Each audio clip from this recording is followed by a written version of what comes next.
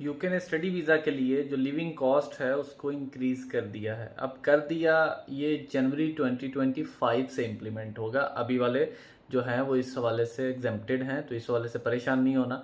ये जनवरी 2025 2 जनवरी आपका जो लास्ट डे होगा उस दिन, और उस दिन से ऑनवर्ड जितनी भी एप्लीकेशन स्टडी वीज़ा की फ़ाइल होंगी वो न्यू लिविंग कॉस्ट की रिक्वायरमेंट को मीट करना होगा।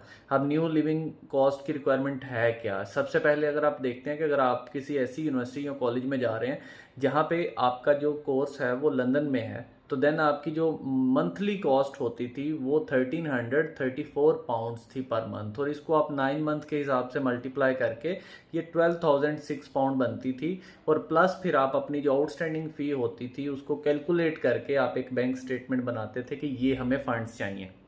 अब वो जो रिक्वायरमेंट है वो इंक्रीज होके 1483 पे चली गई है पर मंथ। और अगर हम इसको 9 मंथ के हिसाब से या ईयरली कैलकुलेट करें तो ये बनेगी ऑलमोस्ट को 13,347 पाउंड्स, यानी कि ये उससे ऑलमोस्ट कोई 1,300 प्लस वगैरह में चली गई है। और इसी हिसाब से जब आप बैंक स्टेटमेंट अब रखेंगे तो वो आप ज़्यादा बैंक स्टेटमेंट आपको रखनी पड़ेगी। अगर आपका कोर्स आउटसाइड लंदन है कहीं भी, तो देन आपको जो लिविंग कॉस्ट है पहले 1023 पाउंड्स चाहिए थी और अब वो 1136 हो गई है। और वो भी इसी हिसाब से आप अपना कैलकुलेट करके तो देन आप आगे चलेंगे। अब ये इम्प्लीमेंटेशन मैं फिर बता रहा हूँ कि जनवरी 2 से 25 से ऑनवर्ड होगा, उस डेट और उससे ऑनवर्ड होगा। और आपने उस वक्त जब भी आप, यानी ये सारे आप सिंपली ये समझे कि जनवरी इनटेक वाले सारे जो स्टूडेंट्स हैं उनको जहन में रखना है और उनको अपनी कॉलेज यूनिवर्सिटी की फीस के अलावा लिविंग कॉस्ट जो ये न्यू वाली है इसके अकॉर्डिंगली पैसे अरेंज करने हैं, बैंक स्टेटमेंट रखनी है।